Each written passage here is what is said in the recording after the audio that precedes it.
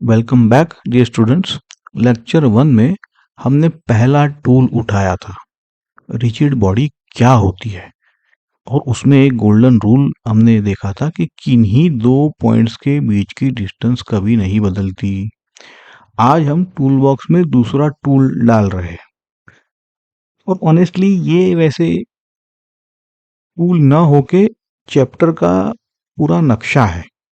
तो क्या है कि आज के बाद आप रोटेशन का कोई भी मोशन देखोगे तो आपका दिमाग उसे सिर्फ दो डिब्बों में से एक डिब्बे में डाल देगा, बस दो। नेचर ने इससे ज्यादा बनाए ही नहीं है। कोई जल्दबाजी नहीं, एज यूजुअल कोई रट्टा नहीं। स्टेप बाय स्टेप चलेंगे पेशेंस के साथ। आप ध्यान से पूरे लेक्चर को देखिए। ओके, रास्ते पर देखो, एक नजर है। पहले प्योर रोटेशन, एक्सिस फिक्स्ड, फिर एक पॉइंट की वेलोसिटी और एक्सेलरेशन, फिर वही पावरफुल रिलेटिव वेलोसिटी वाला टूल। उसके बाद रोलिंग, रोलिंग मतलब रोटेशन और ट्रांसलेशन एक साथ। और अंत में दो इलस्ट्रेशन देखेंगे जहां ये सारे टूल्स असली प्रॉब्लम पर चलने वाले हैं। ध्यान रखिए, आपका क्या है, शुरू के आपको आसान लगेंगे स्लाइड्स, बट उसको पेशेंस के साथ, है ना, क्योंकि ये पूरे रिजिड बॉडी डायनेमिक्स की हम यहाँ पे नींव पढ़ रही है। तो स्किप मत करना, बने रहना। ओके, चलो। रोटेशन वाला मोशन देखो दो कैटेगरीज में आता है। पहला है प्योर रोटेशन, एक्सिस फिक्स्ड है, हिलती नहीं है। सीलिंग फैन देखो घूम रहा है, पर अपनी जगह पे है, वो फिक्स्ड है कि नहीं? तो एक्सिस फिक्स्ड, कहीं जा नहीं रहा। जैसे दरवाजा हो गया, फिक्स्ड, कहीं नहीं जा रहा, एक्सिस पे, फिक्स्ड एक्सिस। घड़ी की सुइयां, पॉटर्स व्हील, है ना, सब इसी डब्बे में, प्योर रोटेशन। दूसरा है कंबाइंड रोटेशन प्लस ट्रांसलेशन। तो यहाँ एक्सिस खुद भी चल रही है। सबसे फेमस एग्जांपल गाड़ी का पहिया, घूम भी रहा है, आगे भी बढ़ रहा है ना। तो एक लाइन में देखो, एक्सिस रुकी है, प्योर रोटेशन, एक्सिस चल रही है तो कंबाइंड, है ना। तो पूरा चैप्टर इन्हीं दो पे तो खड़ा है। समझे कि नहीं आप? सिंपल। ओके, अब देखो ये प्योर रोटेशन है ना, उसको हाथ में घुमा के देखते हैं। देखो, जब रिजिड बॉडी घूमती है, उसका हर पार्टिकल, यहाँ पे देखो ए बी सी, एक सर्कल पर चलता है। अग्रीड? अलग अलग रेडियस है इनका, पर सब सर्कल के सेंटर से एक ही सीधी लाइन पर। ओके, तो यही इमेजिनरी लाइन जो है वो एक्सिस ऑफ रोटेशन है, और ये हर सर्कल के प्लेन के परपेंडिकुलर होती है। देखो, सर्कल के प्लेन के परपेंडिकुलर, है ना। आप फैन इमेजिन करो, ब्लेड का हर पॉइंट अलग अलग सर्कल बना रहा है कि नहीं, पर सारे सर्कल एक ही रॉड के अराउंड घूम रहे हैं कि नहीं। समझे कि नहीं? 3D थोड़ा देखो यहां पर भी। ओके, तो डिफिकल्ट नहीं है, आप इस पिक्चर को अगर अ, देख रहे हो तो क्लियर मिल जाएगा आपको। चलो आगे बढ़ते हैं इसमें। ओके, अब देखो, सबसे जरूरी ऑब्जर्वेशन यहाँ पे क्या है। फैन के ब्लेड पे सपोज करो कि दो चींटियां बैठी है। इंपॉर्टेंट है ये, एक सेंटर के पास बैठी है और एक टिप पे। तो बताओ कौन तेज चल रही है? ऑब्वियसली टिप वाली। क्यों? आ, दोनों उतने ही टाइम में तो एक चक्कर पूरा करती है कि नहीं करती है? मतलब यहाँ पे दोनों का ओमेगा तो सेम होता है, पर टिप का सर्कल बड़ा है तो ज्यादा डिस्टेंस सिंपल सिंपल हो गया। तो यही तो रिजिड बॉडी की खूबसूरती है, ओमेगा सबका सेम है, लेकिन v सब की अलग। तो यहां से देखो हम लिखते हैं v equal to omega R, और इसको टेक्निकली कहा जाता है cross product, omega cross R. अच्छा, अभी इसको ओमेगा का डायरेक्शन, आर का डायरेक्शन, है ना, हम समझेंगे। पहले तो v equal to omega R लिखना है। जितना एक्सिस से दूर उतना वो तेज चलेगा, और डायरेक्शन हमेशा सर्कल के टेंजेंट पर, v का जो डायरेक्शन है। समझे कि नहीं आप? ओके, चलो इतना आसान अभी रखते हैं, फिर ये ओमेगा और आर की डायरेक्शन हम देखेंगे। वैसे तो वीसी की डायरेक्शन यहाँ मिल रही है, आर की डायरेक्शन भी आपको दिख रही है, from O to point P. चलिए आगे बढ़ते हैं हम।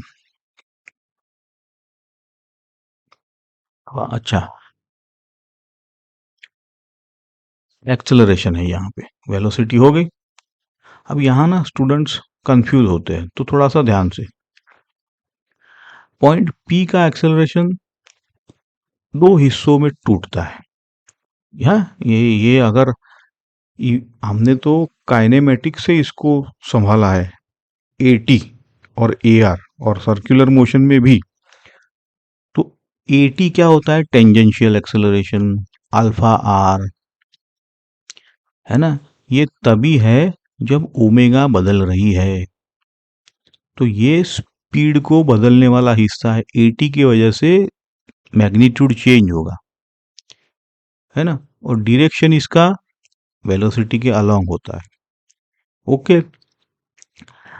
रेडियल बोलो या सेंट्रीपिटल बोलो, दोनों नाम ओके है। तो इसको ए आर कहा जाता है, और ये होता है omega square R. You know this omega square R from your circular motion. ये हमेशा है कांस्टेंट ओमेगा पे भी। देखो, ओमेगा अगर कांस्टेंट है तो भी आपका ए आर तो रहेगा ही। क्यों बताओ? क्योंकि डायरेक्शन तो हर पल बदल रही है कि नहीं बदल रही है, सर्कुलर मोशन का कॉन्सेप्ट है। और इस ओमेगा, ये जो ए आर है, इसका डायरेक्शन कहाँ होगा? सेंट्रीपिटल है भाई, सेंटर की तरफ है। ये तो सारा हमने सर्कुलर मोशन का रिवीजन है, यही टूल था बेसिक सर्कुलर मोशन का। यहाँ पे क्या फर्क है कि पूरी बॉडी पर हम लगा रहे हैं। तो अब नेट एक्सेलरेशन क्या होता है?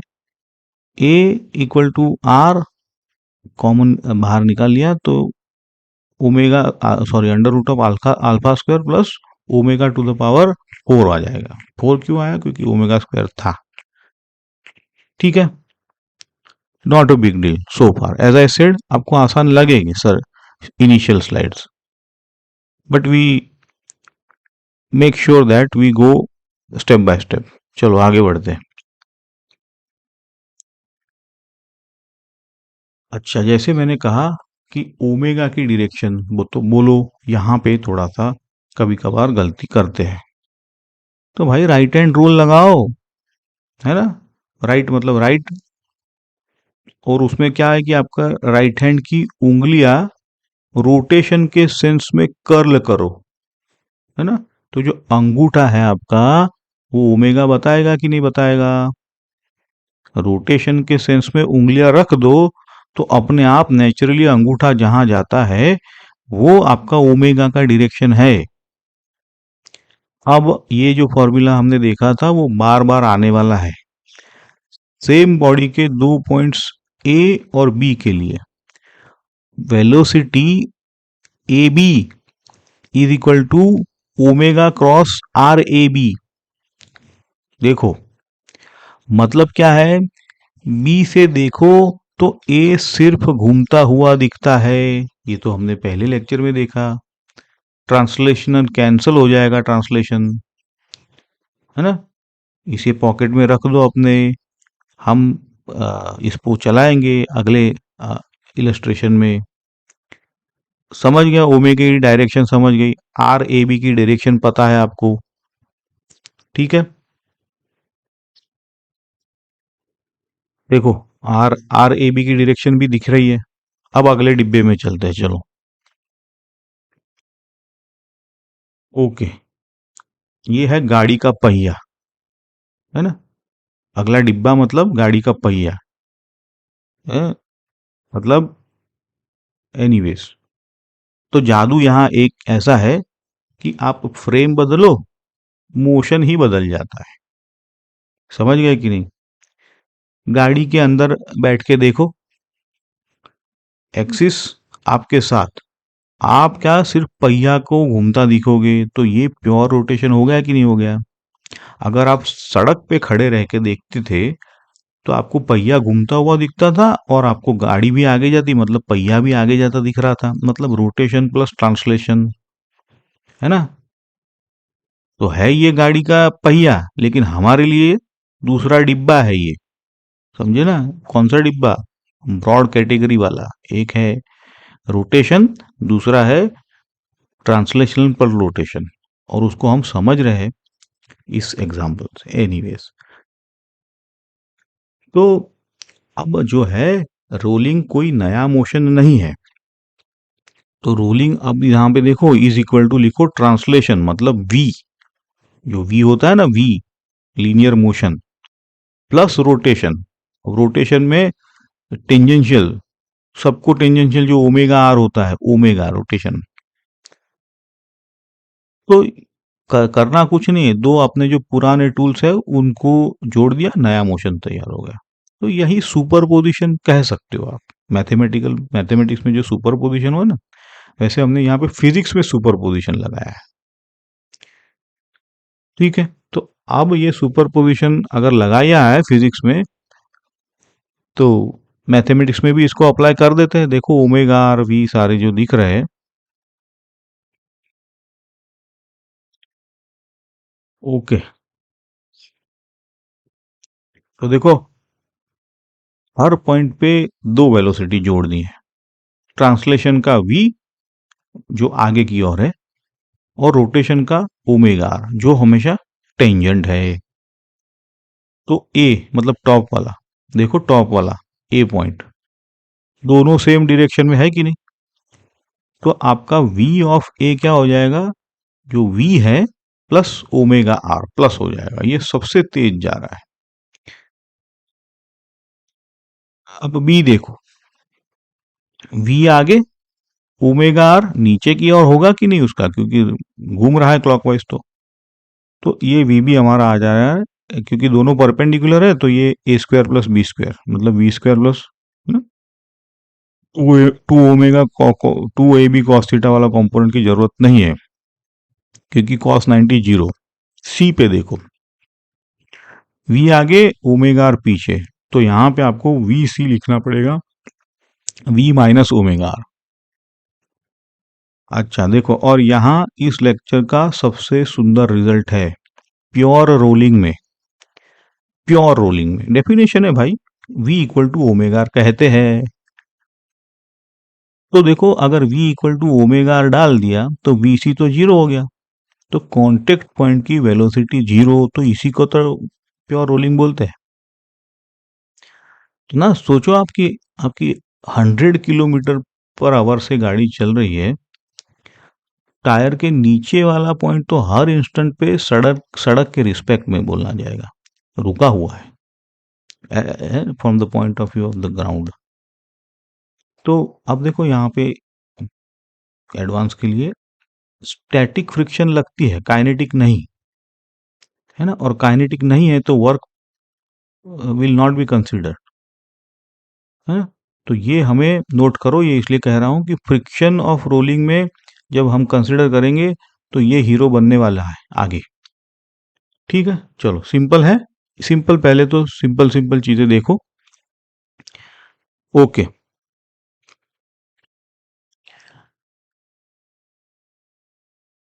तो तो जो वेलोसिटी के लिए किया है, यहाँ पे हम वही चीज एक्सेलरेशन के एक्सेल, पर यहाँ पर एक ट्विस्ट क्या है देखो। कांटेक्ट पॉइंट की वेलोसिटी जीरो थी, पर यहाँ पे उसका एक्सेलरेशन जीरो है कि नहीं है, नहीं है। ओमेगा स्क्वायर आर देखो अपवर्ड है सेंटर की तरफ, जैसे मैंने कहा वो तो रहता ही है ना। याद रखो, वेलोसिटी जीरो होना और एक्सेलरेशन जीरो होना हमने बहुत बार देखा है काइनेमेटिक्स से कोई रिलेशन नहीं है, दो बिल्कुल अलग बातें हैं। ऐसा नहीं कि वेलोसिटी जीरो मतलब acceleration zero, no, never. Okay, यहाँ पे एक्सेलरेशन ओमेगा स्क्वायर आर ऊपर तो है ही, है ना। तो फिर आपका, तो हर पॉइंट पे ये तीन एक्सेलरेशन वेक्टर्स जुड़ते हैं, है ना।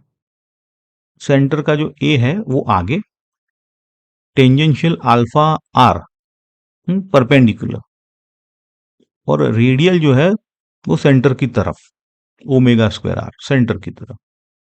बस इन तीनों को हर पॉइंट पे सही डायरेक्शन में आप जोड़ते जाओ। क्लियर है कि नहीं है? सिंपल है ना, बस जोड़ना है तीनों को। चलो, तो ये सारा हिसाब ये टेबल दे रहा है एक जगह पे। देखो, हर point A B C D के लिए हम दो कॉलम है, वेलोसिटी और एक्सेलरेशन, और आपको कंपोनेंट में तोड़ के भी दिया हुआ है। तो पैटर्न देखो, एक पैटर्न दिखेगा, ट्रांसलेशन वाले हिस्से जो है वी और ए, है ना, ये ट्रांसलेशन वाले हैं, हमेशा मोशन के अलोंग है। रोटेशन वाले जो हिस्से हैं, जैसे ओमेगा आर और अल्फा आर, ये आपके टेंजेंशियल है। और रेडियल वाला कौन सा है, ओमेगा स्क्वायर आर, वो हमेशा सेंटर की तरफ। ये समझे कि नहीं आप? अच्छा, तो ये पैटर्न आपने पकड़ लिया, तो अब तो हो ही गया, काम खत्म हो गया है। समझ लिया कि नहीं? ये ऐसा है थोड़ा, एक बार और इसको सुन लेना। चलो आगे बढ़ते हैं। ओके, देखो,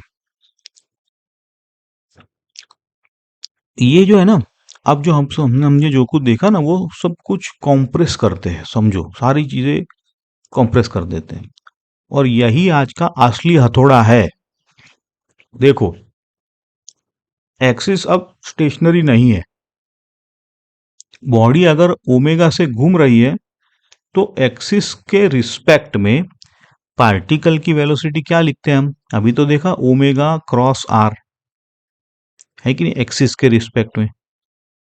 और अगर एक्सिस खुद वी नॉट से चल रही है, तो ग्राउंड फ्रेम में अब हमें लिखना पड़ेगा कि नहीं, v equal to omega cross R plus V not.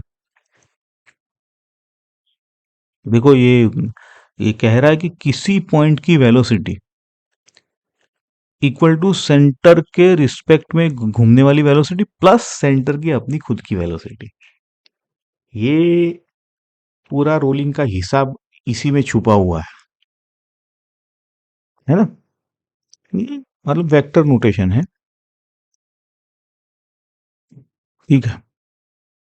अब देखो, यहाँ पे नंबर्स में ये जो फॉर्मूला है, उसको फॉर्मूला तो देख लिया, लेकिन मैग्नीट्यूड चाहिए कि नहीं? तो यहां से हम नंबर्स बदलने के लिए मैग्नीट्यूड, तो देखो ये क्या, तो अपना वही पुराना नियम है भाई, ये तो वेक्टर एडिशन का, किसी भी पॉइंट पी पे भाई A square plus B square plus two A B cos theta करते थे कि नहीं करते थे आप? तो यहाँ पे वही किया है, R omega square plus V square plus two R omega है वी कॉस थीटा। यहाँ पे ये जो आपका वी पी सी है, वो ओमेगा आर बोलो या आर ओमेगा बोलो, डजेंट मैटर, है ना, क्योंकि सर्कुलर मोशन है, परपेंडिकुलर एक दूसरे को पॉइंट। और वी सी जो है वो आपका वी है ना, translational motion, centre of mass का वेलोसिटी। और थीटा इन दोनों के बीच का एंगल है, जो दो वेक्टर है। ये बात कभी मत भूलो कि वीपीसी हमेशा लाइन सीपी के परपेंडिकुलर होता है। हम्म, थीटा यहीं से तो निकलता है, ध्यान से देखो आप चीजों को, है ना, बहुत ही अच्छी तरह से दी हुई है। तो ये चीजें नहीं भूलनी है, ये छोटी छोटी चीजें मैं जो बता रहा हूं। ओके, आगे बढ़ते हैं। एक्सेलरेशन भी पैटर्न तो सेम है, बट पीस एक एक्स्ट्रा जुड़ रहा है। देखो, वेलोसिटी में एक रोटेशन टर्म था, एक्सेलरेशन में क्योंकि दो होते हैं, क्या कि नहीं, टेंजेंशियल और रेडियल, क्या कर सकते हैं, तो दोनों ऐड कर दो, दोनों को डालने पड़ेंगे। बस तो यही इतना याद रखो, सब इसी से निकल जाएगा। ठीक है, एक्सेलरेशन में ओमेगा स्क्वायर भी तो रहता है, वेलोसिटी में तो सिर्फ वो सीपी के परपेंडिकुलर वाला था, लेकिन एक्सेलरेशन ओमेगा स्क्वायर। देखो इतना ही याद रखो। अब इसी से सारा कुछ निकलेगा, तो उतरते हैं मैदान में, बैटल फील्ड, लगाते हैं इनको प्रॉब्लम पे।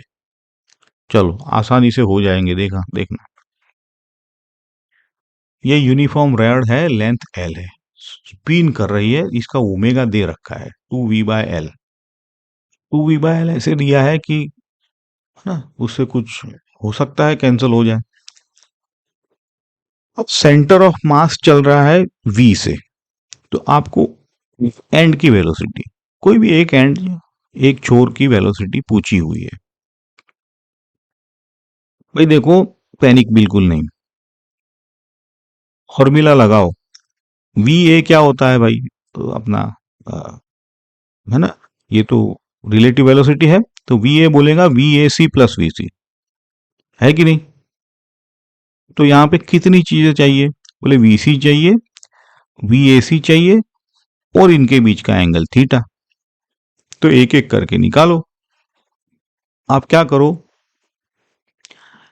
बहुत ही आसान है, आप वीडियो को पॉज करो और खुद ट्राई करो, है ना। चलो, होप कि आपने पॉज किया है, निकालते हैं चलो एक एक करके। तो वी सी तो दे रखा है भाई, वी यही तो दिया हुआ है कि इससे चल रहा था वो वी। और वी ए सी कैसे निकालते हैं, ओमेगा आर। तो ओमेगा, ओमेगा तो दिया है 2v, और आर क्या है, सेंटर से आधा होगा ना, पूरा एल है तो l/2, तो ये भी वी आ रहा है। अरे वाह, तो देखा। अब थीटा देखते हैं, तो यही तो असली सवाल है भाई। और स्टूडेंट मैंने देखा अक्सर यहाँ पे गोल गोल घूमते रहते हैं। आसान है, रॉड हॉरिजॉन्टल से 30 डिग्री पे था,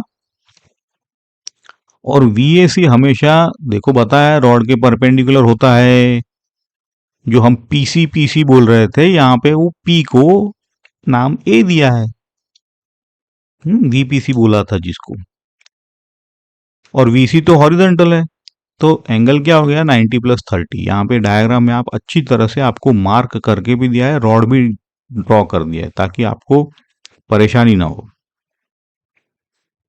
तो 3 टुकड़े मिल गए आपको। बस अब तो क्या ही करना है, जो फॉर्मूला याद रखो कॉम्प्रेशन वाली, उसमें प्लग इन करना है। चलो कर देते हैं प्लग इन। चलो, ये तो, ये भी तो अगर वेक्टर्स जिनको आता है, तो अब देखो दो बराबर वेक्टर्स है, वो वाला भी वी, ये वाला भी वी, और इनके बीच का एंगल 120 डिग्री, है ना। तो बिना वो फॉर्मूला लगाए भी आपको पता है कि ये 60 डिग्री आने वाला है ना। फिर भी हमने ये जो देखो एंगल वाला फॉर्मूला लगाया है, टेन ऑफ अल्फा जो निकालते थे ना, एक किसी एक वेक्टर्स के रेफरेंस में, तो ये वैसे लगाया है ना, V sine 120 degree upon V cos 120 degree plus V, है ना। ये आपका वही तो है, A sine theta upon A plus B cos theta, ये वही फॉर्मूला है। बट वैसे भी आपको जरूरत ही नहीं था ये, दोनों अगर वी है, दो वेक्टर, तो रिजल्टेंट तो उनको बाइफर पे 60 पे ही निकलेगा। तो यही है ज्योमेट्री लवर्स का शॉर्टकट, दो इक्वल वेक्टर्स 120 डिग्री हो तो रिजल्टेंट उतना ही बड़ा और एग्जैक्टली बाइसेक्ट करता है। ये इतना ही है, लेकिन ये आपको दिखा दिया ये फॉर्मूला, कोई बड़ी बात नहीं। चलो, अब दूसरे प्रॉब्लम पे बढ़ते हैं आगे। चलो, डिस्क रेडियस आर दिया है, angular velocity omega, angular acceleration alpha, centre का एक्सेलरेशन ए। चारों पॉइंट्स है 1 2 3 4, उनका एक्सेलरेशन क्या होगा? बना लो स्ट्रेटेजी अपनी। तो एक ही है स्ट्रेटेजी, तो एक ही है, 4 बार दोहराना, 4 पॉइंट है। क्या है अपना? एपी होता है एपीसी प्लस एसी, है ना, एक्सेलरेशन के दो कंपोनेंट। जहां एसी है ए आई कैप दे दिया है, देखो। अच्छा, तो हर पॉइंट पे बस दो सवाल, आपका ओमेगा स्क्वायर आर किधर है और आपका टेंजेंशियल मतलब अल्फा आर किधर है, खत्म। ओके, एसी तो आपको पता है किधर है, आई कैप, लेकिन जो ए पीसी की बात चल रही है वहां ओमेगा स्क्वायर किधर होगा और उसका टेंजेंशियल अल्फा आर किधर होगा, खत्म। समझे कि नहीं? चलो, तो ये दो सवाल को आप याद रखते हुए देखो आगे बढ़ते हैं। आपको डायग्राम भी नीचे दे दिया है ताकि आपको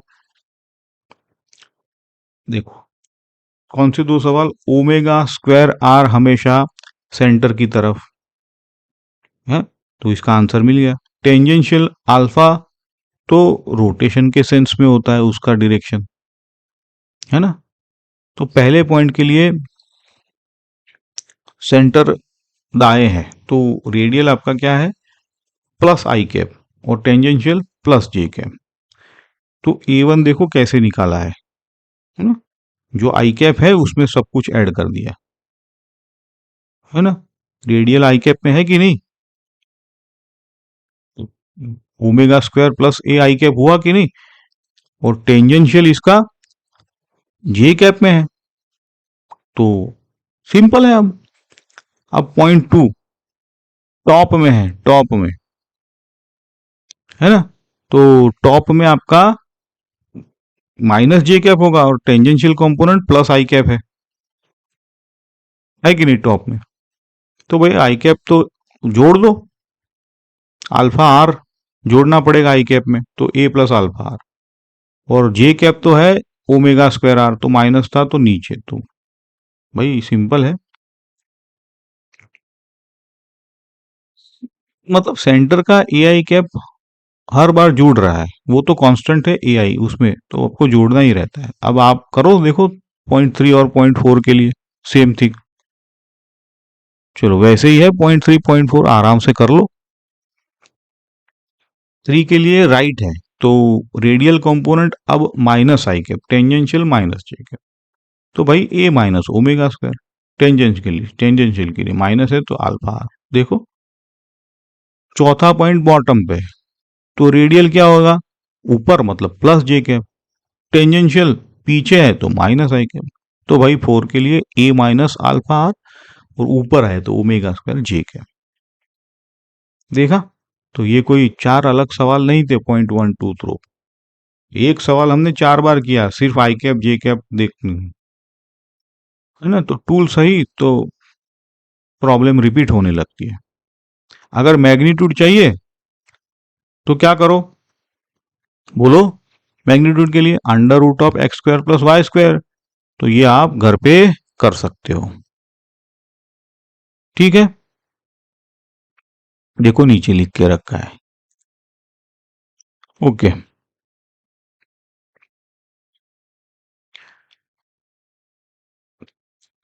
तो जायजा लिया जाए आज के टूल बॉक्स का।